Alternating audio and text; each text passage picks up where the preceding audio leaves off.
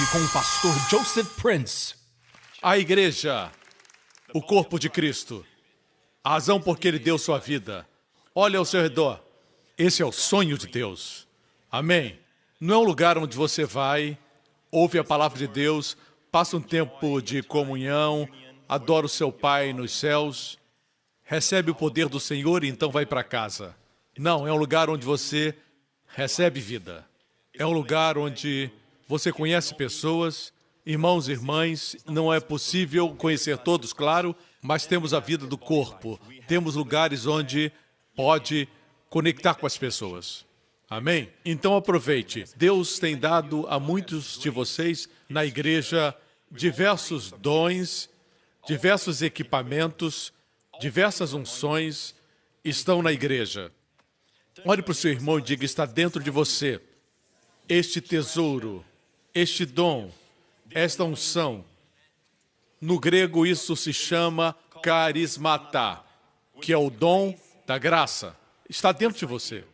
A igreja é rica. Não me refiro a finanças, me refiro ao fato de que na igreja Deus depositou todas as suas riquezas. A Bíblia diz que a plenitude de Deus está em Cristo, e Cristo é o cabeça, e nós somos o corpo de Cristo. Você não pode separar a cabeça do corpo. Uma das analogias da igreja é o corpo humano. Amém? O corpo sendo de Cristo e ele é a cabeça. A cabeça dá direção. Amém? Para as suas mãos, para os seus pés. A cabeça diz para os dedos não tocarem no fogão porque está quente. Todas as direções vêm da cabeça. Amém? E nós vivemos conectados. Não tentamos nos conectar, estamos conectados. Não estamos tentando nos conectar à videira. Nós somos os ramos. Amém? Se olharmos para a videira, ela não tem um tronco. Um tronco como as outras árvores têm. Ela é de fato uma trepadeira e é composta de ramos. Assim, literalmente, quando Jesus disse: eu sou a videira e vocês são os ramos, todos nós formamos a videira que é Cristo. Você entende? As mesmas riquezas, as mesmas unções, a mesma vida, o mesmo poder que flui na videira, flui em todos nós. E para aqueles que estão enfermos, somente sente-se e reconheça que você não tem que lutar para ser curado. Saiba que a mesma vida e saúde que flui na videira, a vida de Jesus, a saúde que ele possui, está fluindo em você. Lembre-se disso. A santidade que você tanto almeja quando seus pensamentos são impuros, simplesmente saiba que essa santidade flui em você. E seu esforço está impedindo. Quando você descansa, você coopera. Quando descansa no Senhor. Amém? Aqui no corpo de Cristo existem tantos dons, tantos talentos, e eu sei que Deus tem um lugar especial para você nessa casa. Amém? Você só possui essa vida para usar seus dons no seu serviço. Quando o arrebatamento acontecer e o Senhor nos chamar com a trombeta e com voz de arcanjo, quem eu acredito ser Miguel, certo? Ele expulsará das nuvens os poderes das trevas, ele limpará o ar e nos arrebatará corporalmente. E então nossos corpos se tornarão como o seu corpo glorioso. Esse corpo vil se tornará corpo glorioso. Amém? E estaremos para sempre com o Senhor. Seremos fortes e saudáveis para sempre. Não envelheceremos, não ficaremos enfermos, nunca teremos tédio. Não estaremos mais sujeitos a essas coisas. Para sempre é muito tempo. Você sabia que você somente tem essa vida para viver para Ele e servi-lo com tudo que você tem? Não busque coisas materiais. Jesus disse certa vez: tenham cuidado, a vida do homem não consiste na abundância das coisas que possui. As coisas têm uma função, elas devem nos servir. Você tem um carro porque precisa ir para lugares de forma mais rápida, para fazer seu trabalho com rapidez. Amém? Você tem uma casa confortável? Sim. Mas não tenha ambição de grandeza. Quanto mais carros eu tiver, quanto mais casas eu tiver, Quanto mais dinheiro tiver, mais feliz serei. Não, disse Jesus, a vida não consiste nisso. As pessoas que buscam isso quase sempre estão com muito cansaço e medo. E não têm tempo para usufruir suas famílias. Assim, graças a Deus você tem tempo para vir para a igreja no domingo e gastar sua vida na igreja. Posso ter um amém? Por falar em família, alguns têm me perguntado a respeito do meu filho. Querem vê-lo? Nós colocamos no Facebook. Ele tem agora 2 anos e 5 meses. Certo? Ele é incrível. Eu sei que todo pai diria isso sobre o seu filho. Mas ele é assim. Se eu disser algo para ele, uma vez, ele se lembra. Um dia eu estava mostrando para ele um mapa de Israel e eu disse, aqui está a cidade de Belém. E ele olhou com cuidado, certo? E eu disse, aqui está Jerusalém. E eu deixei para lá. E da outra vez que olhou para o mapa, ele sabia onde estava a cidade de Jerusalém e onde estava Belém. E eu não quero que pense que eu mostrava isso todas as noites. Senta aqui, aprenda ou não vai ter sua mamadeira. Não foi assim. Assim, o que vou mostrar para você aconteceu há alguns meses atrás, quando ele tinha 2 anos, ou 2 anos e 2 meses. Aconteceu na minha sala de estudo. Eu só mostrei para ele aqueles lugares uma vez. E um dia ele trouxe o mapa para mim. Graças a Deus eu estava com a minha câmera e eu filmei com a minha câmera. Por isso não está muito claro. Esse é o Justin. E ele acertou todos os lugares. What is it? Lebanon. Lebanon? Justin, show Abba where's Lebanon. Yeah. That's right. Lebanon. What?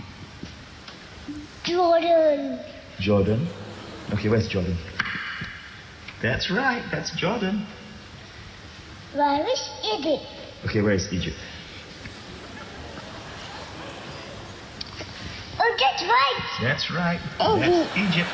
Where's the Mediterranean Sea? Where's the Mediterranean Sea? Wait, that's right. Where's Jerusalem. Jerusalem? Okay, where's Jerusalem? Oh, that's right.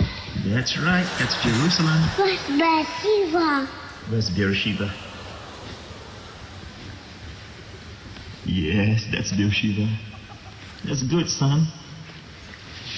What about Bethlehem?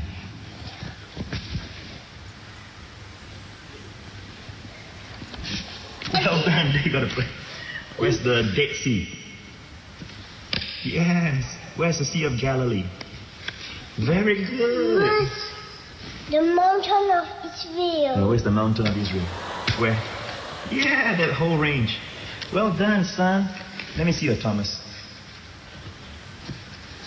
Say, I love you, Abba. I love you, Abba. Oh, look. Thomas is number 1. Sim, Thomas é o número 1. Não é Abba.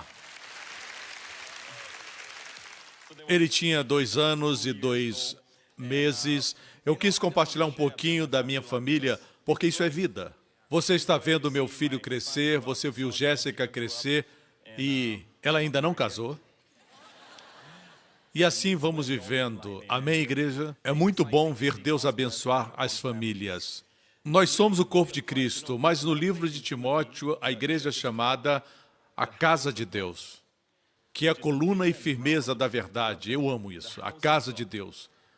Casa de Deus. Isso fala do quê? Da família. Amém? Quando você está desanimado, existe alguém que está animado. Com encorajamento e com palavras boas para ajudar você. Não se exclua da igreja. Nós descobrimos que uma das atividades demoníacas que vemos na Bíblia é o diabo tentando fazer as pessoas se excluírem. E você vê isso com o endemoniado. A Bíblia diz que ele morava nos túmulos. Ele habitava naqueles túmulos e eu estive lá naquela região onde o pastor Lawrence fez o papel do endemoniado e ele saiu falando. Ele tentava representar bem o papel. Estivemos lá, e é o lugar exato porque os túmulos ainda estão lá 2000 anos depois. E existe uma colina onde os porcos tentaram cometer suicídio. Naquela ocasião, Jesus atravessou o mar da Galileia para alcançar um homem. Que Senhor compassivo! E se levantou uma tempestade. Você se lembra disso? O inimigo tentou parar Jesus de alcançar aquele homem. A Bíblia diz que Jesus saiu, não diz que os discípulos também saíram. Eles ficaram no barco. E a Bíblia diz que aquele homem que estava profundamente endemoniado caiu aos pés de Jesus. E Jesus expulsou todos os demônios com uma palavra: saiam! Nós não sabemos muito sobre esse homem, não sabemos por quantos anos ele estava naquela condição. A Bíblia diz que ele habitava nos túmulos sozinho e se cortava com pedras. Uma atitude suicida, se cortando. Assim é a geração dos nossos dias. Precisamos ajudá-los, porque muitos deles estão se cortando. Se sentem sozinhos na multidão. E o Senhor se importa, o Senhor ama. Amém? A Bíblia diz que quando o Senhor o libertou, ele queria segui-lo, e a Bíblia diz que ele estava vestido e em perfeito juízo. Ele estava nu antes. Essa tendência para tirar a roupa é demoníaca. Quando o Senhor o libertou, ele estava vestido e em perfeito juízo e estava assentado. Muitas pessoas não conseguem sentar. Não me refiro àqueles que estão andando agora, me refiro àqueles que no seu interior não conseguem se assentar, descansar. Esse homem conseguiu descansar aos pés de Jesus. Ele queria seguir ao Senhor, mas o Senhor diz: vai para casa e conta para os amigos as grandes coisas que o Senhor fez. Ele teve compaixão de você. O Senhor atravessa o mar somente por você. Ele ama você. Dê louvor a Ele, amém? Ele é um Senhor maravilhoso e Ele é a razão por que estamos aqui. E eu rogo a vocês que creem na graça, que não nos distraiamos. Agora na América está acontecendo uma revolução da graça de Deus. Não somente na América, mas também na Europa. O Evangelho da Graça está varrendo as nações. Mas cuidado com o extremismo, ok? Transformar a graça no universalismo, que afirma que todos estão salvos, não precisa evangelizar, nem testemunhar. Porque em todos os cultos temos um apelo para a salvação. Porque a Bíblia diz que aquele que tem um filho tem a vida. Aquele que não tem um filho não tem a vida. Amém? Ninguém ama as pessoas como o Senhor Jesus. E ninguém falou mais do inferno do que o Senhor Jesus. Hoje existe um ensinamento que diz que pelo que Jesus fez, ninguém vai para o inferno. Mas isso não é a mensagem da graça. Isso é heresia.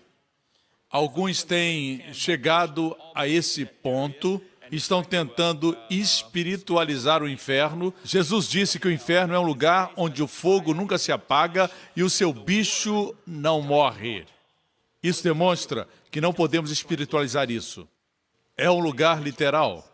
E este lugar não foi preparado para o homem, foi preparado para o diabo e os seus anjos. Mas se o homem rejeita Jesus Cristo, a única provisão, o único escape, amém? O que lhe resta é isso. Amém? A Bíblia diz que um vaso de barro não pode dizer nada para o oleiro. Como se o vaso fosse o oleiro e o Criador. Mas esse Criador poderia ter usado o seu poder e nos exterminar, mas Ele nos amou e deu o seu Filho. O seu Filho nos amou, como na ilustração que eu disse. Ele percorre grandes distâncias para salvar você, para amar você. Mas o que ele não vai fazer é desrespeitar sua livre escolha, forçando sua vontade sobre você. A graça é cordial, a graça é respeitosa. Ele não vai forçar sobre você a sua salvação e nem vai forçar as suas bênçãos. Você precisa convidá-lo. E mesmo após sermos salvos, ainda o convidamos à nossa situação. Muitas vezes nós estamos agindo e não o deixamos agir. Ele espera que o convidemos. Posso ser um amém, igreja? Vocês estão aprendendo? Assim a pessoa de nosso Senhor Jesus Cristo é importante. Amém? Existem doutrinas hoje que desonram o nosso Deus. Por exemplo, eu acreditava nessas coisas alguns anos atrás por não conhecer melhor. Me arrependi e mudei de mente. Pensava de um jeito, mas mudei. Eu pensava que Jesus, o Senhor, podia ser tentado a pecar e até mesmo a cair em pecado. Por causa do versículo que diz que ele foi tentado em todas as coisas como nós, mas sem pecar. Existem alguns que dizem que ele podia ser tentado para pecar quando estava na terra, mas ele não pecou. Sendo assim, eles concordam que ele não pecou, mas podia ter pecado. Veja, essa doutrina é perigosa, certo? Existe uma verdade quanto à pessoa de Jesus encontrada na teologia que afirma que ele é impecável. Impecável quer dizer impossibilidade de pecar. Ele não podia pecar. Então, pastor, como o senhor explica o texto que diz que ele foi tentado em todas as coisas? A palavra tentado é peirazo no grego, significa tentado a pecar ou testado. Testado, é isso que ele foi, testado em tudo na vida. Foi experimentado, foi testado como homem. Ele foi testado para se tornar um sumo sacerdote fiel. Ele não foi tentado a dar um soco nos fariseus. Porque para alguém ser tentado assim, existe algo dentro de nós antes de tornar-se pecado. Sugerir que Jesus tinha dentro dele uma tentação e ele disse não a ela implica que ele tinha um corpo de pecado como todos nós. Mas a Bíblia é cuidadosa em Romanos capítulo 8, que afirma que ele tinha semelhança da carne do pecado e não a carne do pecado, mas a semelhança. Seu corpo era como o meu corpo e o seu corpo. É por isso que ele se sentia cansaço, amém? Se sentia desgastado, foi rejeitado, sentia tristeza, amém? O amor sente tristeza, o amor se entristece, muitas vezes. Por isso, ele experimentou todas as vicissitudes do seu corpo humano, mas nunca uma inclinação para o pecado. Aí você diz, pastor, então os 40 dias de tentação no deserto foram uma grande farsa. Não, não foi uma farsa. Foi real. Mas quem o enviou lá foi o Espírito Santo depois do seu batismo nas águas. A Bíblia diz que o Espírito o levou para o deserto para ser tentado pelo diabo.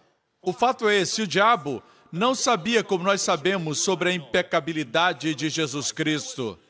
Por exemplo, eu tenho uma barra de ouro e eu digo, olha, isso é uma barra de ouro real, ouro genuíno, sólido, da mais alta pureza. Amém? Como o santo dos santos, esse ouro é puro, dos mais puros. E você diz, eu não acredito que é ouro, pastor, eu não acredito que só tem esse ouro. Eu digo, é ouro mais puro e é meu. Não, eu não acredito. Então eu digo, faz um teste. Eu empresto a você por uma semana. Vou confiar em você por uma semana. Eu empresto a você por uma semana e você leva o ouro para os especialistas e eles testam por uma semana inteira. Dia e noite eles testam esse ouro e você vem com o ouro e diz, é verdadeiro. Você entende agora os 40 dias de tentação? É claro que o diabo não acreditava na impecabilidade de Cristo, mas o Pai sabia. O Pai entregou Jesus por 40 dias para que o diabo o tentasse e ele disse, você vai ver que ele é impecável. Lembre-se sempre, o homem que foi glorificado na ressurreição, que está agora à destra de Deus o Pai, que agora nosso sumo sacerdote intercede por nós, ele continua sendo um homem. Se você disser que como homem ele pode pecar, então ele poderia, muito bem, pecar hoje. Não, o Senhor Jesus não pode pecar. Posso ter um amém? O Antigo Testamento mostra a incorruptibilidade de Cristo. Esse é um outro tópico. Eu acredito que a Igreja de Jesus Cristo está num ponto em que é perigoso crer em doutrinas que são heréticas, na verdade. Amém? Por isso, tenha cuidado com o universalismo. Essa doutrina diz que, através da graça, todos os homens serão salvos, mas a Bíblia diz que aquele que crer nele não vai perecer. Perecer é possível. Existem pessoas que perecem. Amém? Acabam indo para o inferno. Amém? Isso não quer dizer que ir à igreja faz você um cristão. Do mesmo jeito que ir à garagem não faz você um carro. É bom estar aí, assistindo pela televisão e se sentindo seguro e dizendo, tenho tudo o que preciso. Mas a Bíblia diz, na parábola de Jesus, tolo, esta noite te pedirão a tua alma. E o que tens preparado, para quem será? Assim são os que não honram a Deus com suas riquezas. Quando nós nos reunimos, temos que ser ricos para com Deus, especialmente no conhecimento do nosso Senhor Jesus Cristo. Posso ter um amém? Assim, o ensinamento sobre o arrebatamento é algo que a igreja esqueceu. É por isso que nós encontramos as 10 virgens e 5 delas estão dormindo. Estão dormindo.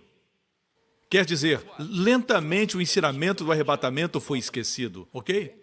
Assim, no livro de Apocalipse, quando fala das 7 igrejas, começa com Éfeso, e o problema lá eram os nicolaítas. Nico vem da palavra Nike. Nike quer dizer conquistador ou vitorioso. Se seu nome é Nicolas, significa conquistador. Nicolaíta, a palavra laico quer dizer povo.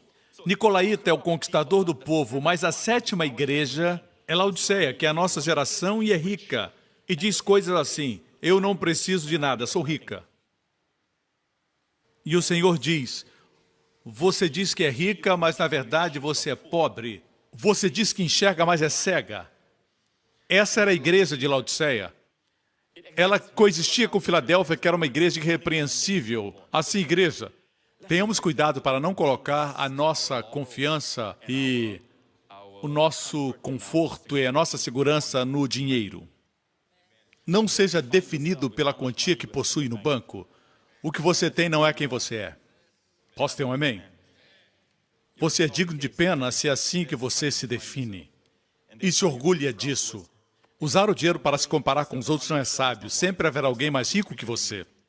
Não se compare aos outros. Olhe para o Senhor, deixe que sua glória o transforme e faça de você uma pessoa rica para com Ele. E todo o povo de Deus diga amém. Estou concluindo o segmento de hoje sobre o arrebatamento. Amém? Foi só a introdução. Amém.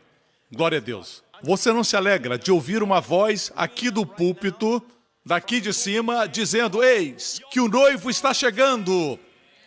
Você sabe que retirei isso da parábola das 10 virgens. O fato de dizer noivo significa que fala das afeições do matrimônio, fala do amor. Quem não gostaria de ver o Senhor? No momento que você enxergar ao Senhor, o seu corpo será transformado, diz a Bíblia, a última parte da nossa herança que receberemos. Isso quer dizer que agora nós temos deste lado do céu tudo aquilo que Jesus veio conquistar, exceto um corpo glorioso, um corpo que não pode morrer, não pode ficar enfermo, não pode apodrecer, um corpo que estamos esperando. E a Bíblia diz que vamos receber esse corpo no arrebatamento, glória a Deus. Ele transformará nossos corpos vis em um corpo glorioso como o dele. Um corpo que você poderá tocar e sentir, terá ossos e carne, mas será incorruptível. Um corpo que transcenderá a matéria, porque viverá além da matéria. Mas ainda assim será a matéria. É uma matéria acima da matéria. É por isso que quando o arrebatamento acontecer, se estivermos em um prédio, vamos atravessar o teto sem bater a cabeça.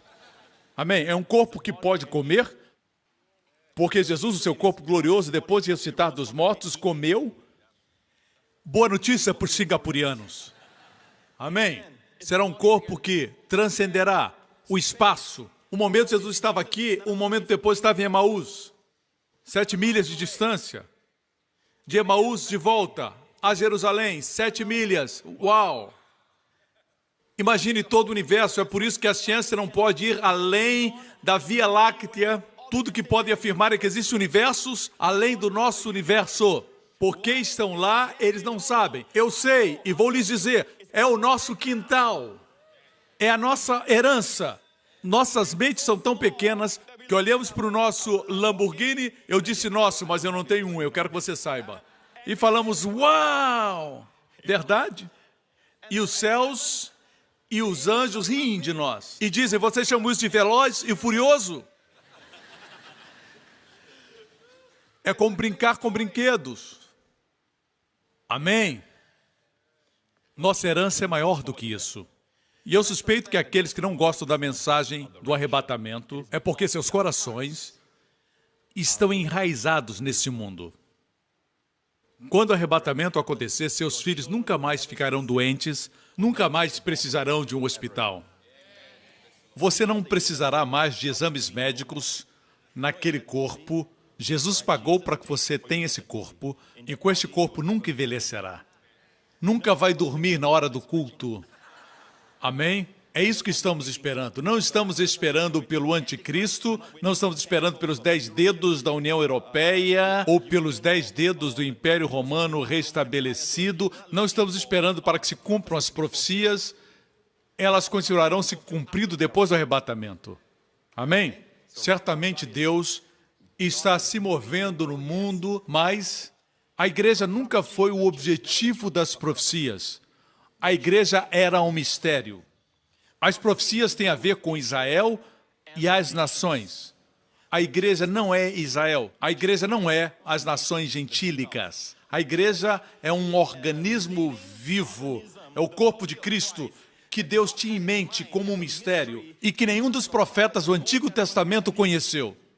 O diabo quer que você pense na igreja como um prédio com vitrais e uma torre feito de cimento e tijolo, e ele diz que isso é a igreja, que parece séria na sua liturgia, mas isso não é a igreja. A igreja é composta por você e eu. Amém? E é o mais ungido e o mais bem-sucedido organismo vivo em todo o universo e procedeu do coração e da mente de Deus. É o sonho de Deus. Amém?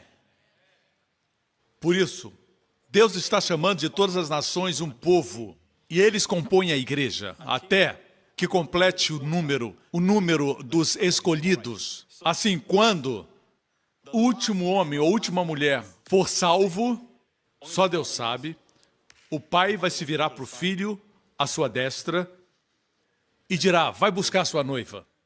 Por isso eu digo forte e claro, seu noivo está chegando.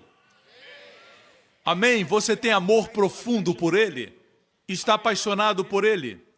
Amém? Você aguarda por ele?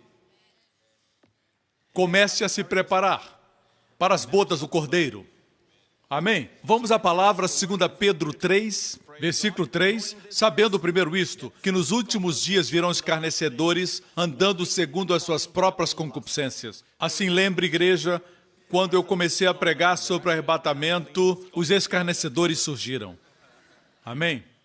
Deus me deu um ministério que é muito público, alcança os 4 cantos da terra. Eu não sei porquê, existem tantos pregadores melhores, mas aprove a Deus, na sua divina presciência, me escolher, nascer para esse propósito. Sou grato a Deus porque da pequena Singapura, Deus escolheu alguém pequeno. Amém? Quando comecei a pregar sobre o arrebatamento, surgiram logo os escarnecedores. E são esses que Pedro profetizou aqui, na sua epístola, antes de ser executado. Ele disse assim, sabendo primeiro isso, que nos últimos dias virão escarnecedores, andando segundo as suas próprias concupiscências. E dizendo, onde está a promessa da sua vinda? Onde está? Porque desde que os pais dormiram, todas as coisas permanecem como desde o princípio da criação. Eles diriam, arrebatamento, onde está isso? Eu já escutava isso quando era um jovem cristão, quando era novo, agora eu tenho 70 anos de idade. Estou escutando, onde está? Nossa geração é diferente de todas as gerações que já passaram. E eu vou provar isso nessa mensagem, ok? Continuemos lendo. Os escarnecedores diriam essas coisas. Eles voluntariamente ignoram que pela palavra de Deus há desde a antiguidade existiram os céus e a terra que foi tirada da água e no meio da água subsiste, pelas quais coisas pereceu o mundo de então, coberto com as águas do dilúvio. Mas os céus e a terra que agora existem pela mesma palavra se reservam como tesouro e se guardam para o fogo até o dia do juízo e da perdição dos homens ímpios. Esse não é você. Você devia dizer amém. Mas, amados, agora fala de você. Agora é com você. Não ignoreis uma coisa, que um dia para o Senhor é como 1000 anos e 1000 anos como um dia. O Senhor não retarda a sua promessa, ainda que alguns a tenham por tardia, mas é longânimo para conosco, não querendo que alguns se percam, senão que todos venham arrepender-se. A razão por que ele retarda é para que mais sejam salvos. Por isso, não despreze sua paciência, zombando da sua vinda. A razão por que ele retarda a sua vida, porque ele não quer que ninguém pereça, só porque Deus não quer. Tem muitas coisas que Deus não quer, mas elas acontecem contra a vontade de Deus. Deus não quer que ninguém pereça, mas alguns estão perecendo. Precisamos conhecer a vontade de Deus e a resposta dos homens. Só porque Deus não quer dizer que a vontade de Deus é feita e o mundo inteiro seja salvo. Nós lemos que os homens ímpios verão a perdição. Aqueles que não têm Cristo, aqueles sem Deus. A Bíblia diz que essa é a única razão. Não despreze sua longanimidade. É porque Ele não quer que alguns se percam. Ele é paciente. Quando Deus enviou o dilúvio, no tempo de Noé, existia um homem chamado Enoque. E Enoque teve um filho. E após ter o filho, a Bíblia diz que Enoque andou com Deus. Que declaração incrível. Seu filho deve ter trazido uma revelação que o fez andar com Deus. E seu filho foi chamado Matusalém. Matusalém significa, quando ele morrer, virá. O que virá? O dilúvio. Você sabe o que Deus fez com Matusalém? Deus fez dele o homem que teve a vida mais longa na Terra. 969 anos de existência.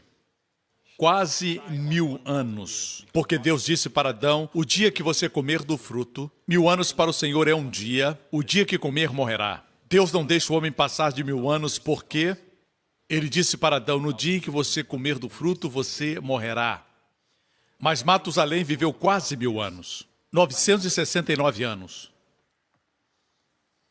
Tão perto. Por que Deus o fez viver tanto? Porque Deus era longânimo até com o mundo do tempo de Noé. Não queria que ninguém perecesse, nem mesmo aqueles que se envolveram com os anjos caídos, nem os que se envolveram em práticas abomináveis. Ele é paciente, paciente. E ele diz, quando esse menino morrer, virá. E ele foi a pessoa que mais viveu na terra. Que grande paciência tem o nosso Deus. A paciência de Deus. Nós temos que entender a paciência de Deus, mas também entender a severidade de Deus. Para com aqueles que rejeitam a Jesus, mesmo depois de tudo que Jesus fez por eles. Literalmente passou pelo inferno na cruz. Por você e eu. Temos que entender que Deus é justo. Veja um juiz. Qualquer juiz que preside hoje numa corte no mundo não pode dizer, eu vou ter compaixão de você. No seu caso, eu sou uma boa pessoa e vou ser bom para com você. Ele não vai ser juiz por muito tempo. Assim, o juiz do universo tem que ser justo. Você entende? E é porque ele não pode permitir que o pecado entre na sua presença que ele enviou o seu filho. Assim, o seu filho assumiu o nosso lugar na cruz. E porque nossos pecados foram julgados no corpo de Jesus Cristo. E se crermos nisso e recebermos Jesus como nosso Salvador e Senhor, do ponto de vista legal, Deus olha para você e diz, você não pode ser punido mais por seus pecados. Porque seus pecados foram punidos no seu divino substituto, em Cristo Jesus. Por isso a justiça de Deus está do nosso lado. Graças a Deus que Deus é justo. Ele nos dá um lugar seguro para apoiar a nossa fé. Porque Deus é justo, não existe condenação para aqueles que estão em Cristo Jesus. Por quê? Porque toda condenação que nós deveríamos receber, Jesus levou na cruz. Quando Ele levou nossos pecados e suportou a ira de Deus no nosso lugar, até que Ele disse, está consumado. E o céu se abriu, Deus se satisfez, a lei foi magnificada, o homem foi perdoado, o inimigo foi destruído. E o Deus poderoso totalmente glorificado. Por isso, pela justiça de Deus, temos um fundamento justo para nos aproximarmos de Deus e devemos nos aproximar com ousadia, porque se agimos como alguém que não merece, questionamos o que Cristo fez na cruz. Devemos chegar com ousadia para honrar o que Jesus fez. Você se coloca diante de Deus e diz, eu sou a justiça de Deus em Cristo. Em Cristo. Não em você, em Cristo. Foi o próprio Pai que planejou para que assim fosse feito. Posso ter um amém? Certamente existe um mundo perdido, para ser conquistado. Essa é a nossa responsabilidade. Amém, igreja? Voltemos ao texto. Verso 8. Mas, amados, não ignoreis uma coisa, que um dia para o Senhor é como 1000 anos, e 1000 anos como um dia. Quantos dias temos aqui? Nesse versículo. Você pode dizer, entendi o significado, para o Senhor um dia como 1000 anos. Nós entendemos isso. Ou você pode dizer, 1000 anos para o Senhor é como um dia. O mesmo significado. Por que repetir de forma invertida? Por que repetir? A palavra dia aparece 2 vezes. Um dia, na primeira parte, é como 1000 anos. Quantos dias mencionados? 2 dias.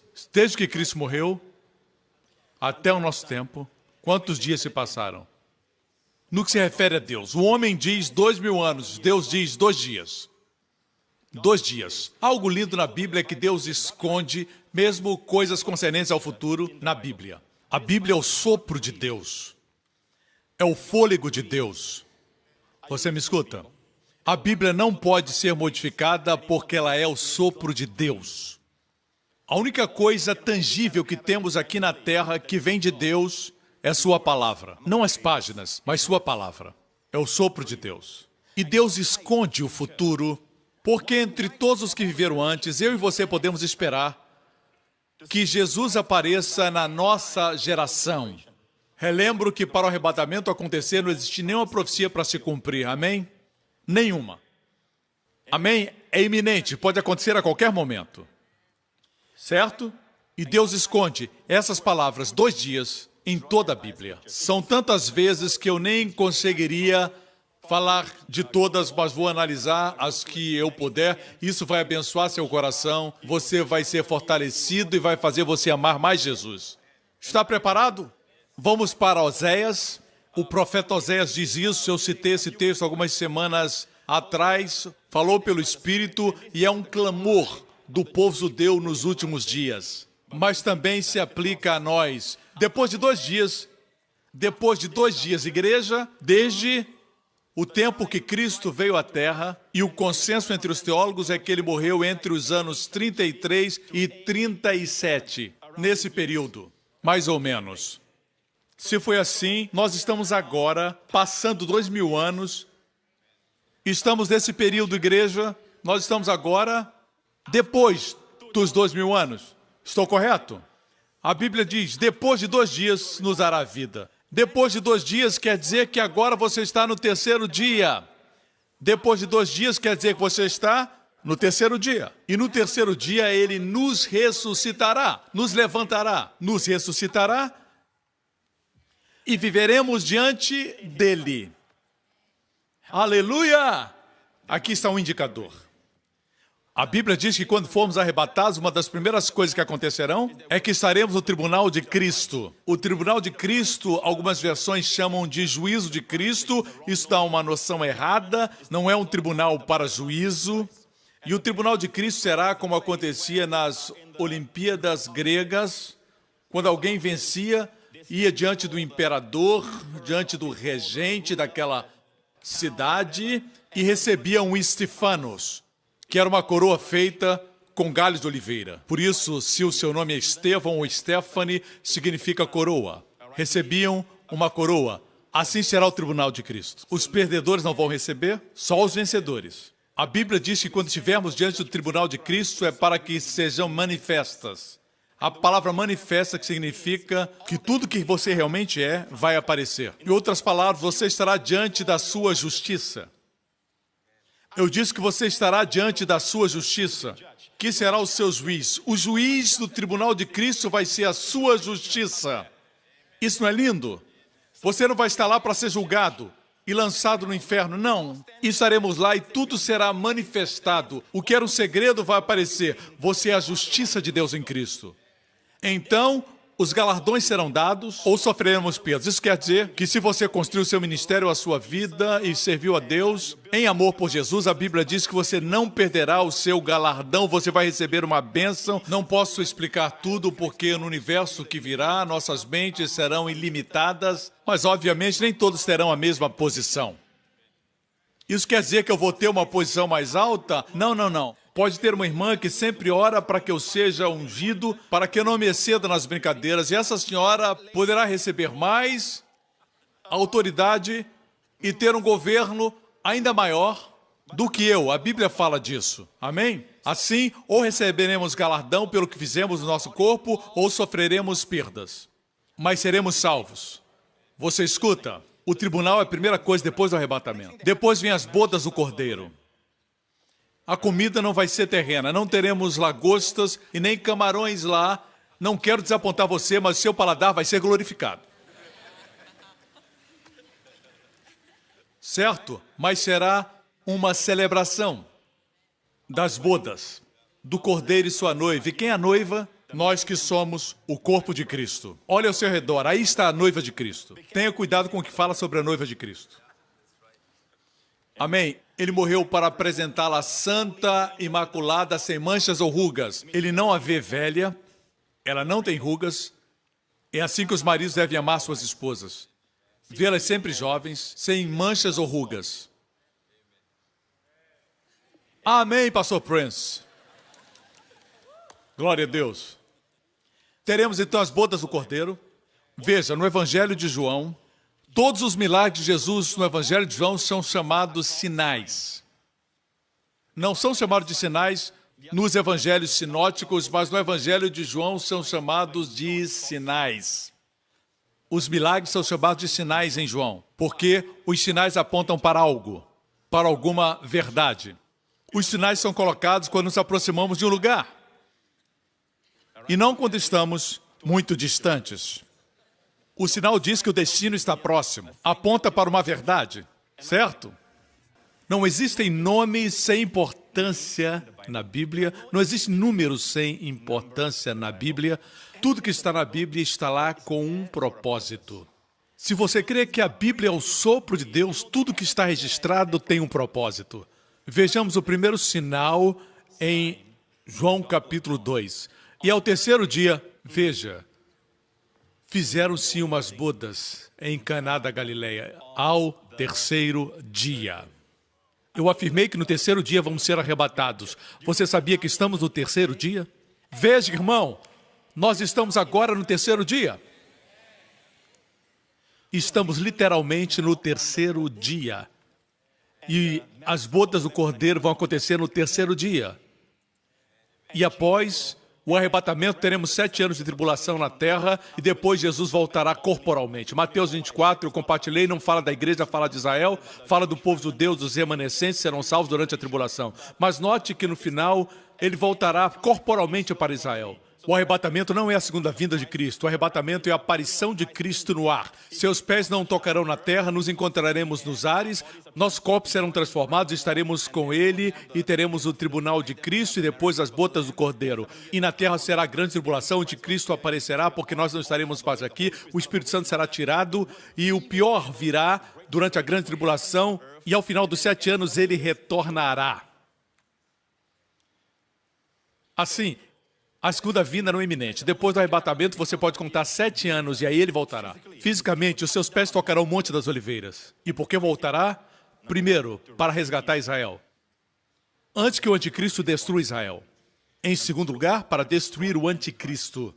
Em terceiro lugar, o trono que deveria ser dele, o trono de Davi, de onde todo o mundo será governado, com justiça e equidade, com misericórdia e bondade, com juízo e com justiça, com amor e com graça.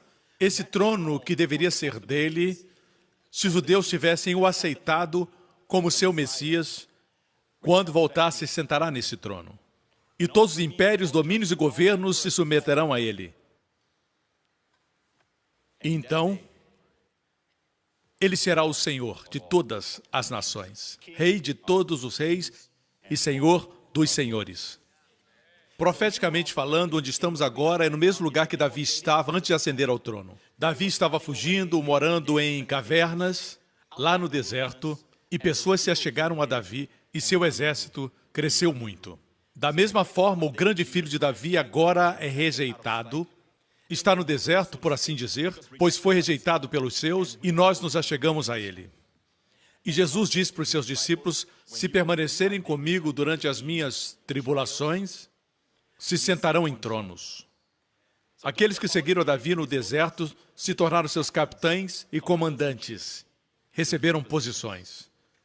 Assim será conosco. Nosso Davi celestial se assentará no seu trono.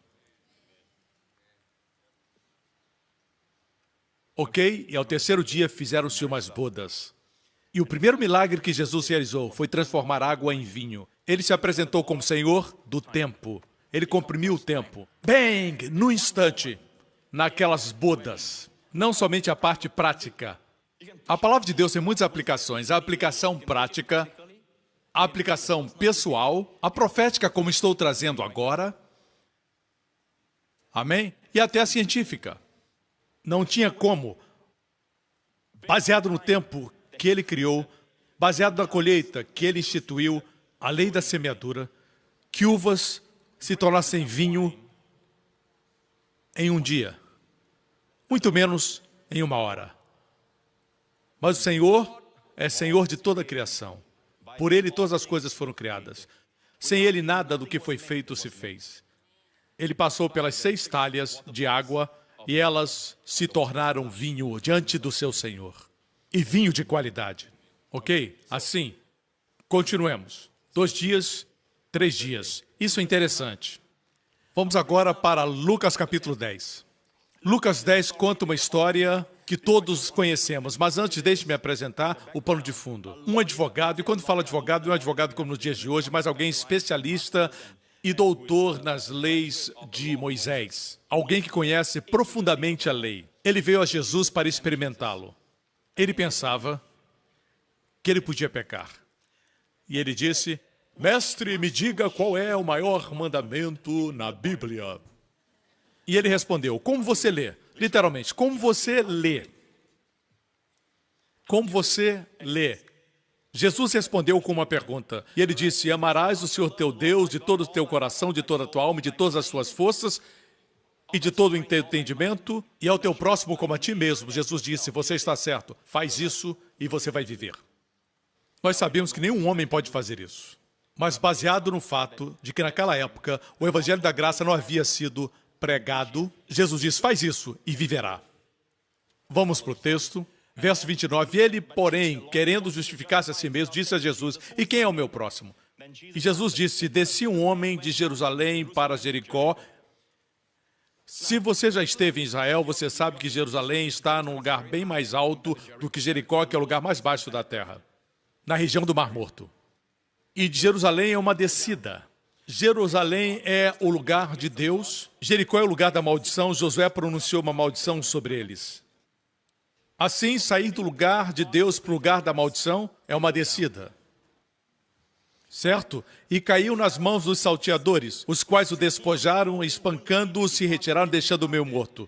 Eu lembro de ter ouvido alguém, alguns anos atrás, dizer as pessoas têm que olhar para a Bíblia e ver somente amar ao próximo. Jesus nos mandou só amar. Não, não. As palavras de Jesus são as palavras de Deus manifestado na carne. Suas palavras têm muitas camadas. Você se alimenta delas, mas nunca chega ao fim. Ele ocultou muitas coisas nessa parábola. Não pense que somente fala a respeito de amar o próximo. Não é tudo, não. Leia com cuidado e encontrará um tesouro. Está pronto? Caiu nas mãos dos salteadores. Todas as vezes que você deixa o lugar de Deus, que hoje é a igreja, amém? E você vai para a cidade da maldição e coloca todos os seus anseios e aspirações no mundo, o que acontece é que você cai entre os salteadores. O diabo é o principal salteador, o grande ladrão. E ele usa a religião cristã, tenha cuidado, cristianismo não é uma religião, ele transforma em uma religião para roubar você das alegrias da verdadeira vida cristã. Caiu entre os salteadores, os quais o despojaram e espancando-o se retiraram, deixando-o meio morto. De quem ele está falando? É fácil responder, é daquele pobre homem, mas fala de você e de mim. Eu e você, nós estamos meio mortos. Nós falo nós me referindo à humanidade em geral. Os homens do mundo, eles falam, mas estão meio mortos.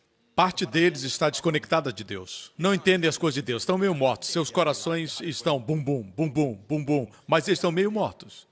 Foram roubados, estão feridos e muitos deles estão cheios de raiva. Outro dia, eu e minha esposa fomos tomar um café e notamos um rapaz em particular. Por anos e anos, nós temos ido nesse lugar e nunca, melhor dizendo, quase nunca o vimos sorrir.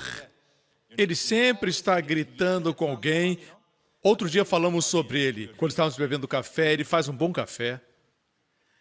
E estávamos dizendo, a razão por que ele é assim é porque provavelmente ele foi ferido na sua vida, na sua juventude. E gente ferida fere. Crianças abusadas se tornam abusadores de crianças e de pessoas. É triste, vivemos num mundo ferido. E Deus sabe muito bem disso. Somos meio mortos, roubados e não percebemos isso porque estamos meio mortos. Estamos feridos. Continuando, Jesus continuava falando. E ocasionalmente um certo sacerdote descia pelo mesmo caminho e vendo-o passou de largo. De igual modo, também um levita, chegando àquele lugar e vendo-o, passou de largo. 2 grupos de pessoas. Os sacerdotes são aqueles que servem dentro do templo. Os levitas são aqueles que assistem o sacerdote no seu serviço. Em outras palavras, essas pessoas deveriam conhecer Deus, deveriam estar em contato com Deus, mas se recusaram a ajudar quem precisava, passando de largo. Cuide para não transformar o cristianismo em religião. Passaram de largo. Obviamente se referia ao doutor da lei que fazia a pergunta. Quer saber quem é o próximo que você deve amar?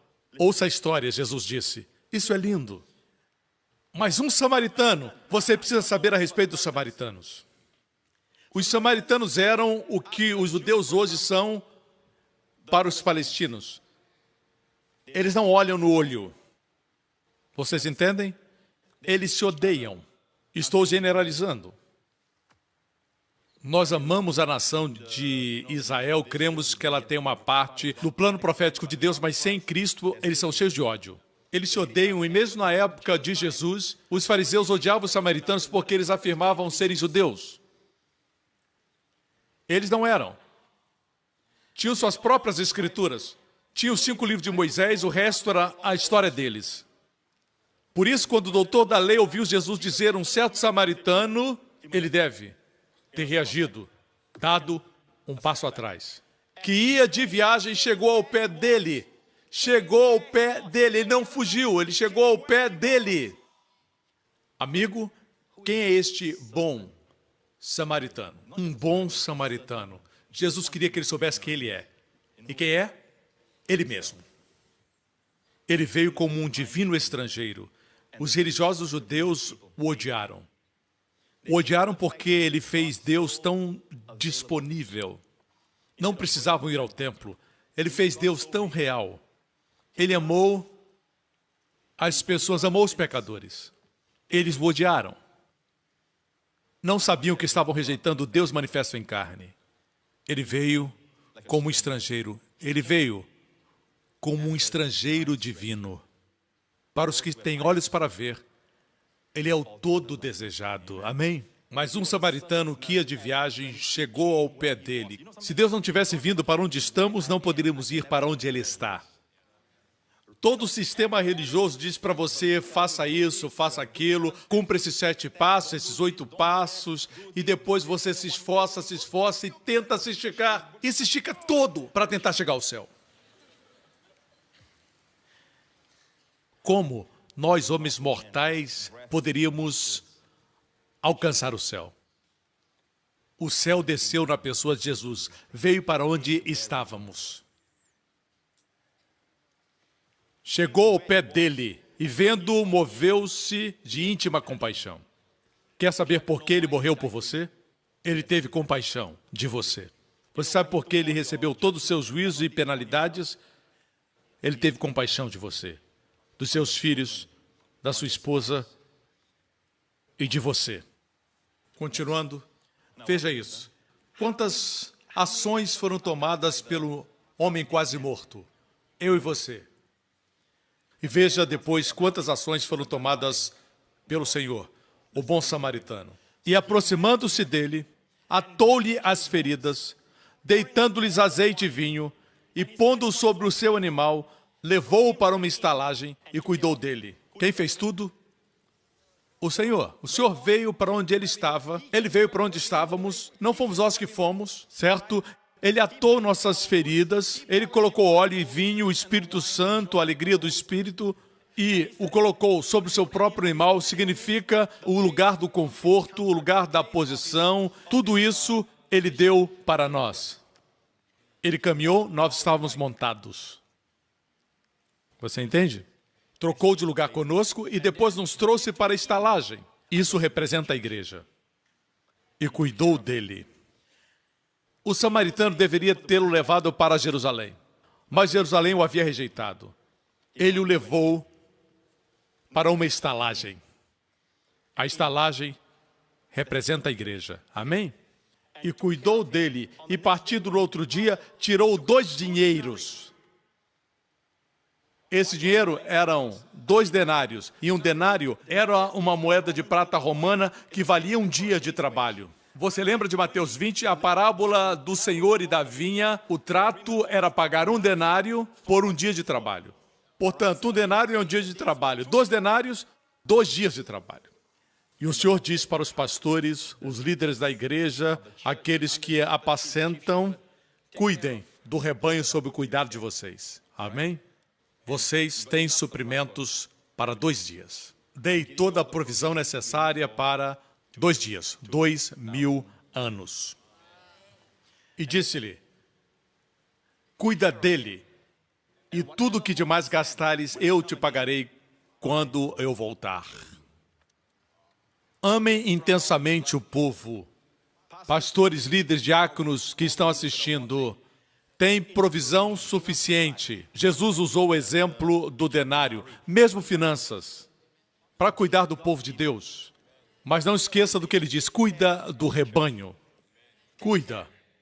E se gastar mais, não pense que eu não pagarei. Quando ele voltar, ele vai pagar. Posso ter um amém? Veja isso. Continuemos. Qual, pois, desses 3 te parece que foi o próximo daquele que caiu nas mãos dos salteadores? Qual foi o próximo daquele que foi assaltado? Muitas pessoas leem da forma errada esse versículo. O que elas leem? Eles sempre que contam essa história dizem que o bom samaritano é aquele que amou o seu próximo. E uma leitura superficial parece dizer exatamente isso, que ele foi aquele que amou o seu próximo. E alguns se enchem de orgulho e dizem, é assim que devemos ajudar as pessoas, cuidar delas, ajudá-las na crise. Mas, na verdade, ele não perguntou qual desses 3 foi o próximo. Não diz qual desses 3 amou o seu próximo. Não diz isso. Nós achamos que diz isso. Mas, na verdade, diz qual desses 3, pois te parece que foi o próximo daquele que caiu nas mãos dos salteadores. Temos que amar o próximo. Qual dentre esses 3, o sacerdote, o levita e o samaritano? Temos que amar nosso próximo. Qual desses 3 é o próximo? O samaritano. Ame o seu próximo. Nós já lemos muitas vezes, mas não entendemos da forma certa. E o doutor disse, o que usou de misericórdia para com ele? Disse, pois Jesus, vai e faz da mesma maneira. Vai, ele ama o samaritano. Para quem enxerga, o samaritano é o Senhor.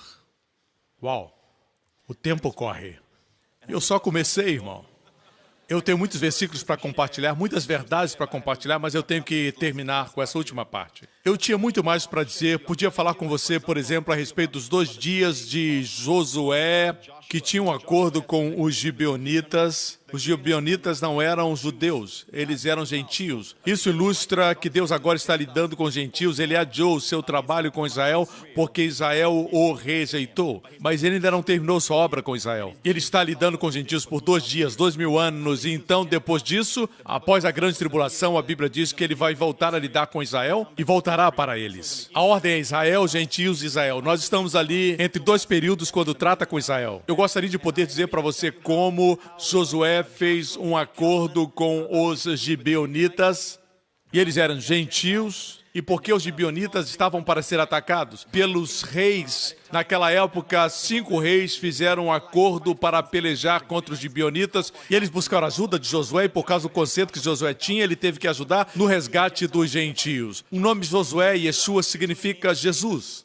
E a Bíblia narra a história, os 5 reis vieram contra Josué e Israel, e Josué e os seus homens estavam vencendo a batalha, o momento estava propício para Josué, mas o dia estava se passando e o sol estava se pondo, estava chegando a noite, um dia tinha se passado e o sol estava se pondo. E a Bíblia diz que Josué apontou para o sol e disse: Sol, detente em Gibeon. E a luz estava surgindo. E disse: E tu, lua, no vale de Ajalon. E a terra parou. E a Bíblia diz que o dia foi longo. O primeiro dia de batalha chegou ao seu final, chegou à tarde, ele deu ordem para o sol se deter, e se deteve por um dia, 2 dias. E a Bíblia diz que nunca houve um dia como aquele dia. Você sabe o que quis o Espírito Santo dizer quando disse que não existia um dia como aquele? Nós estamos agora no ano 2000. Estamos vivendo no dia quando Deus está detendo tudo, porque não quer que ninguém se perca. Por isso o sol da graça de Deus está brilhando sobre este mundo que ainda está perdido. Assim como ele fez com Matusalém, ele está assegurando. Não despreze esse fato. Não pense nem por um momento que a Bíblia não é verdadeira porque ele está tardando. E você pensa, quando virá? Quero agora falar sobre Jonas. Jonas é uma figura de Israel. Deus o enviou para pregar aos gentios, aos ninivitas. Ele não queria porque eles eram cruéis. E ele desceu, a Bíblia diz, e foi para Jope. Quando você se afasta de Deus, desobedece a Deus, você sempre vai para baixo, irmão. Você vai para baixo. E ele foi para Jope, que é Jafa de hoje, perto de Tel Aviv, e entrou no navio. Sabe o que aconteceu naquele navio? Uma tempestade apareceu. O oceano sempre representa as nações do mundo na Bíblia. E disseram para ele: como é que você pode estar dormindo? Olha a tempestade, estamos clamando aos nossos deuses. Todos os marinheiros eram gentios. E eles chamam esse judeu, que tipifica a nação de Israel. O que está acontecendo? Ele disse: eu sei por que isso está acontecendo. Tudo isso é por causa de mim. E eles disseram: o quê? E ele disse: podem me lançar no oceano e vocês terão uma bonança. Que sugestão louca. Ele disse: podem me lançar. Eles tentaram encontrar uma outra opção, mas finalmente eles disseram: ó Deus de Jonas, pela primeira vez eles oram para o Deus verdadeiro. A conversão dos gentios aconteceu após Israel rejeitar a Deus. Assim eles pegaram Jonas e lançaram para as nações do mundo, você entende? É por isso que os judeus se espalharam por toda a terra por 2000 anos. Mas Deus os reunirá. Eles foram dispersos e houve bonança, e a Bíblia diz que todos que estavam no navio se tornaram crentes. Mais uma vez, vemos os gentios. Quantos dias ficou dentro do peixe? 3 dias. A Bíblia diz. Mais uma vez vemos o sinal. Então, no final do 3º dia, nós estamos vivendo no alvorecer do 3º dia. Jesus ressuscitou no alvorecer do 3º dia. E vamos ressuscitar dos mortos corporalmente. Interessante, não é?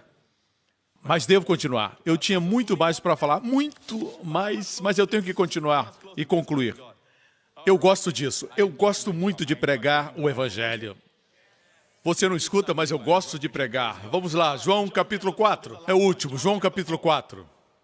João 4:3, deixou a Galileia e outra vez foi para a Galileia. Você precisa entender por que eu comecei no versículo 3, porque não temos tempo para expandir. A primeira parte do texto fala da rejeição dos judeus. Conspiravam contra ele, diz no capítulo anterior, quando esse texto acontece, eles haviam rejeitado Jesus. E a Bíblia diz que Jesus os deixou, ele saiu da Judéia, o lugar dos fariseus e dos religiosos e dos judeus. Ele deixou a Judéia e partiu para a Galileia. A Galileia também é uma área de Israel, mas eles são menos religiosos do que os da Judéia. Ele estava caminhando para a Galileia. Aqueles que já foram a Israel, de acordo com o mapa, como meu filho mostrou, você sobe, passa por Jerusalém e chega lá em cima na Galileia. A forma usual de ir é como está aqui. No mapa, você vê a Galileia lá em cima e você vê no meio Samaria, você vê Jerusalém abaixo. O caminho é subir em linha reta, passando por Samaria. Voltemos ao texto. Deixou a Judéia e foi outra vez para a Galileia.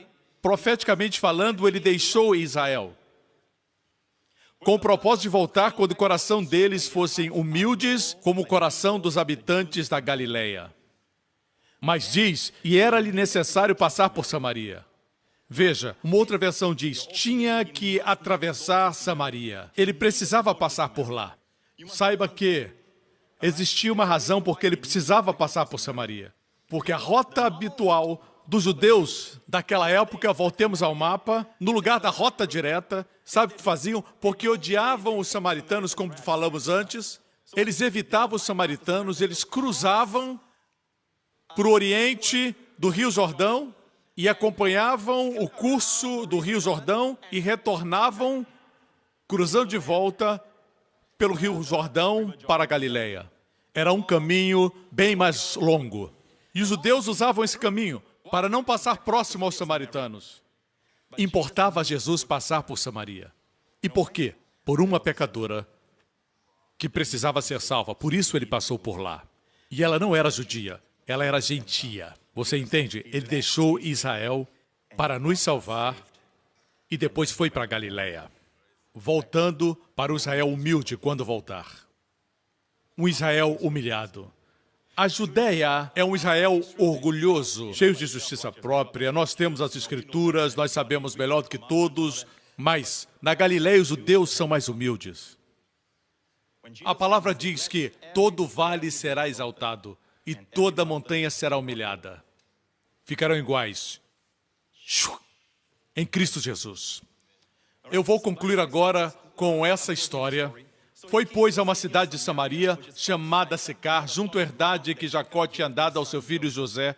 E estava ali a fonte de Jacó. Jesus, pois, cansado do caminho, assentou-se junto à fonte. Era isso quase a hora sexta, à tarde. Veio uma mulher de Samaria tirar água, disse-lhe Jesus, dá-me de beber. Você conhece a história muito bem. Essa mulher havia tido 5 maridos. E aquele com quem vivia não era seu marido, ela vivia em adultério. Jesus precisar ir a Samaria por causa dessa mulher mostra seu coração de amor. Aqui estamos em João capítulo 4. Em João capítulo 3, eu compartilhei como o Senhor mostrou para mim a diferença entre João 3 e João 4. Em João 3 nós temos Nicodemos vindo a Jesus à noite. À noite. No caso aqui, é à tarde. Ele procurou Jesus. Aqui Jesus procura a mulher. Quando se refere a pessoas religiosas, orgulhosas, amém? Ele permitiu que viessem, mas para a mulher, ele foi. O religioso veio à noite para que os seus colegas não vissem. Jesus foi buscá-la no meio do dia, à tarde. Por isso a hora foi registrada. Jesus disse, mulher, ele estava sentado no poço. E a Bíblia diz que ele veio de uma longa jornada para encontrá-la meia morta. Para onde nós estamos, meio mortos. E ele disse, dá-me de beber. Ele não disse, mulher, você teve 5 maridos, vamos resolver essa questão agora. Você vive em adultério. Eu sei disso, eu sei. Ele foi extremamente gentil para com ela. Você teve 5 maridos, mas antes disse, dá-me água para beber. E ela disse, como sendo judeu você me pede? E ela ficou surpresa com isso. Você judeu está falando com uma samaritana? E Jesus disse, se você conhecesse o dom de Deus, você me pediria, no lugar de eu pedir a você, você enxergaria a sua pobreza e as riquezas que eu tenho para você. Você extrairia da minha plenitude ao invés de me dar. Eu gosto, como ele disse, se você conhecesse o dom de Deus. Como disse, eu estive com alguns dos nossos pastores no início desse ano, quando preguei em Israel. Tivemos a oportunidade de ir a Samaria e dessa vez encontramos o sumo sacerdote ou o escolhido para ser o sumo sacerdote, e ele nos trouxe para o seu museu e nos mostrou uma parede com uma longa lista de nomes nos seus registros antigos. Ele disse, desde o Antigo Testamento, nós temos todos os nomes dos sacerdotes. Esses sacerdotes não eram os de Israel, mas estávamos ali tentando receber o máximo. E ele mostrou todo o grande número de sacerdotes. Eu fiz uma pergunta. Posso ter o nome do sacerdote quando Yeshua estava aqui? Durante o tempo de Yeshua, 2000 anos atrás, o sacerdote era o 49º sacerdote dos samaritanos. E eu disse, qual o seu nome? E ele disse, o seu nome era, creio que nunca ninguém havia perguntado. Ele olhou e disse, o seu nome era Jonathan, que quer dizer Jonatas. E Jonatas significa o dom de Deus. Aquela mulher devia estar acostumada a ir ao seu sacerdote para conselhos. E ninguém a ajudava porque vivia em adultério. Jesus disse para ela, se você conhecesse o dom de Deus, se você conhecesse o verdadeiro Jonathan, se conhecesse o verdadeiro Jonatas, você me pediria, e eu lhe daria uma fonte que jorra para a vida eterna. Ele foi muito gentil com ela. E finalmente, vamos resumir por causa do tempo, ele disse para ela, você teve 5 maridos. E aquele com quem você vive não é seu marido, ela ficou envergonhada. Mas Jesus a ajudou. Note bem, você nunca sabe que é amado, até que você saiba que a pessoa que ama você conhece todo o seu bem e o seu mal e ainda assim ama você. Aí é amado e se sente amado. Mas se você finge e esconde aquela parte da sua vida da pessoa que ama você, você não sabe que ela ama você e você nunca se sentirá amado. O Senhor queria que ela soubesse que Ele o amava sabendo da sua vida. Eu amo a forma como o Espírito Santo me revelou um dia. A princípio ela disse, como o Senhor sendo judeu, ela o viu como um judeu. Ela passou uma hora com Jesus e de judeu, ela disse para ele, Senhor, me dá dessa água, Senhor. E finalmente ela disse, eu sei que quando o Messias vier, me dirá todas as coisas. Jesus disse para ela, esse Messias sou eu. Ele agora é o Messias. Uau! Veja que para o religioso Nicodemos, que veio a Jesus pela noite no capítulo anterior, Jesus nunca disse para ele que ele era o Messias. Mas para essa mulher, uma pecadora, Nicodemos também era um pecador, mas se achava um pecador especial. Se disser que enxerga, permanece cego. Se reconhece que é cego, ele cura suas vistas. Ela ficou tão feliz, deixou seu cântaro, porque agora ela tinha um poço. Ela correu para a cidade de Samaria. Haviam muitas cidades de Samaria. Ela correu e disse para todos, vejam esse homem que disse tudo sobre a minha vida. Não será ele o Messias? Ela o chamou de Cristo. Ela não tinha mais medo. Ela veio à tarde para evitar as mulheres. Agora ela vai para a cidade e proclama como uma evangelista. Ela se tornou uma evangelista imediatamente. Não cursou o seminário, nem instituto bíblico. Ela se tornou uma evangelista porque encontrou Jesus. Falou para toda a cidade. Veja isso. Versículo 39. E muitos samaritanos daquela cidade creram nele pela palavra da mulher que testificou e disse-me tudo quanto tenho feito. Indo, pois, ter com eles os samaritanos, rogaram-lhe que ficasse com eles, e ficou ali 2 dias. A história começa com a Judéia o rejeitando. Israel o rejeitou. Ele gasta tempo com os gentios. Samaritanos, não judeus. Por quanto tempo? 2 dias. Ele esqueceu Israel? Não. Nesse meio tempo fomos salvos. Não esqueça, ele é o Messias de Israel. Graças a Deus, os gentios não foram esquecidos. Depois de 2 dias, veja isso. E muitos mais creram nele por causa da sua palavra, não dependiam mais da revelação indireta daquela mulher. Verso 42, e diziam à mulher, já não é pelo teu dito que nós cremos, porque nós mesmos temos ouvido e sabemos que este é verdadeiramente o Cristo, o Salvador do mundo. E 2 dias depois, partiu dali, depois de 2 dias, e foi para a Galileia. O que isso quer dizer? Que depois de 2000 anos, ele vai focalizar outra vez em Israel. Um Israel agora humilhado e humilde. Não vou contar a história por causa do tempo, preciso terminar. No final desse capítulo, a Bíblia diz que havia ali um homem nobre. Jesus foi para uma parte da Galileia que era Caná, onde fez seu primeiro milagre de transformar água em vinho. E lá, um nobre, um homem importante, veio a ele e pediu a Jesus: por favor, venha à minha cidade de Cafarnaum. Meu filho está muito enfermo, morrendo. E o Senhor disse para ele: vai, o seu filho está vivo. E a Bíblia diz que o homem creu na palavra de Jesus e ele ficou uma noite mais em Caná. Como resultado do que Jesus havia dito, ele ficou uma noite lá. Ele não correu para ver onde estava o seu filho porque creu no Senhor. Naqueles dias eles não tinham telefone celular, por isso ele creu na sua palavra. No outro dia, ele caminhou 16 milhas, que era o caminho de Caná até Cafarnaum, e ele foi. Chegando em casa, os servos vieram a ele e disseram: seu filho está bem.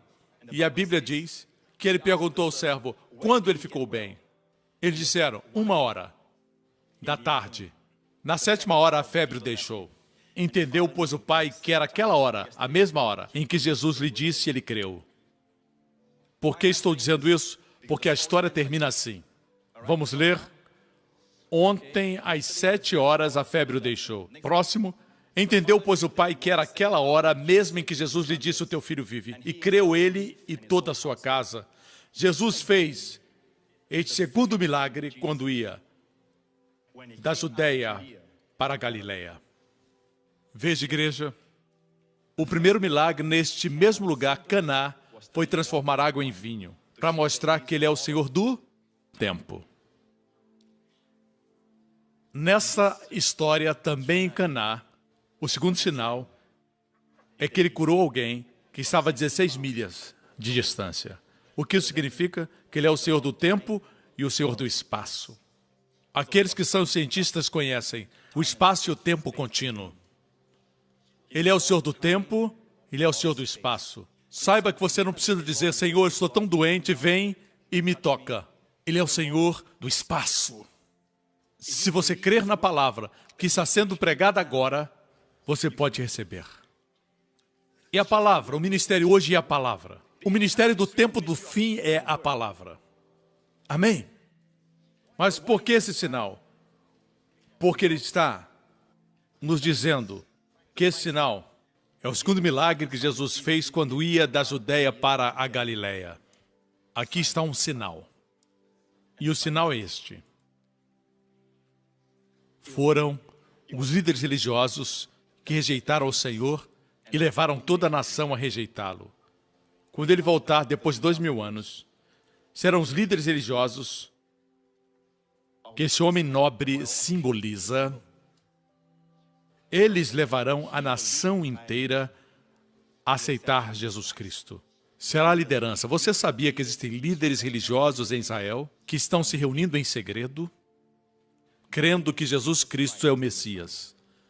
Muitos deles, quando passamos por eles, não percebemos. Têm seus cachos, seus chapéus negros, têm suas vestes racídicas, mas no interior dizem: Yeshua é o Messias. Recentemente, Israel, um dos mais destacados rabinos, que viveu mais de 100 anos, faleceu e deixou uma nota escrita, guardada, que deveria ser lida 1 ano depois da sua morte, que dizia que o Messias apareceu para ele num sonho e deu a ele o seu nome. E dizia para o seu filho e para o seu povo: ele era um rabino muito destacado na sua denominação, um grande segmento. Ele faleceu e 1 ano depois do seu falecimento, eles abriram aquela nota, seguindo suas instruções, abriram a carta e o nome do Messias que apareceu para ele era Yeshua. O Senhor está visitando. Estamos no fim dos tempos, igreja. Somos o povo dos 2 dias. Nós somos essa geração. Oro para que tenha recebido a mensagem. Dê a Deus a glória e todo o louvor. Aleluia. E agora, amigo, quero lhe fazer uma pergunta. Se Jesus voltar hoje, ou este ano, você pode afirmar que está pronto, preparado para encontrar o Senhor nos ares, sabe que seus pecados estão perdoados pelo que Cristo fez na cruz por nós, não seja somente quem professa, mas quem possui a vida eterna. Não diga, os meus pais são crentes, portanto eu sou salvo. Não, meu amigo, Deus não tem netos. Já colocou sua confiança em Cristo que ama você? Como aquela mulher no poço, ele percorreu um longo caminho para encontrar você. Como um homem que foi assaltado e ficou quase morto, ele veio para onde você está. Amigo, ele procura você agora. Você vai dizer sim? Vai recebê-lo em seu coração? Jamais esqueça que um dia ele virá reger como Rei dos Reis e Senhor dos Senhores. Mas agora, ele espera para ser convidado por indivíduos. Se esse é você onde você estiver agora, faça essa oração comigo. Com a cabeça baixa, diga: Pai Celestial, eu agradeço que sua palavra declara que Cristo morreu por meus pecados. Eu sou um pecador. Portanto, qualifico para receber os benefícios da morte de Cristo. Eu creio que o Senhor Jesus Cristo levou os meus pecados no seu próprio corpo e recebeu toda a ira e cumpriu a justiça para todo sempre. Hoje, não existe mais qualquer condenação para mim, que estou em Cristo Jesus. Jesus Cristo é o meu Senhor e Salvador, para todo sempre. Todos os meus pecados são perdoados. O favor de Deus está sobre mim. Deus nunca me lançará fora. Eu sou seu filho para sempre. Pai Celestial, mostra as dádivas que o Senhor tem dado para que eu use para servir e viver com um objetivo para a sua glória, Senhor Jesus. Em nome de Jesus. E todo o povo diga: amém, amém, amém. Glória a Deus, glória a Deus, glória a Deus. Vocês foram abençoados, irmãos. Fiquem de pé. Amém. Não esqueça, a coisa mais importante quando você vem à igreja é receber mais e mais do Senhor Jesus. Quantos dizem amém? Glória a Deus, glória a Deus, glória a Deus. Levante sua mão nesse lugar. Não tenha a vida como certa. Não pense que só porque você é saudável hoje, você fez seus exames de rotina e o médico diz que você está bem. Não pense que isso é algo certo, que isso assegura o seu futuro. Tudo que é fundamentado no homem pode desmoronar e cair. Mas o que está fundamentado em Cristo não pode cair, não pode desmoronar. Eu quero fazer uma oração de bênção.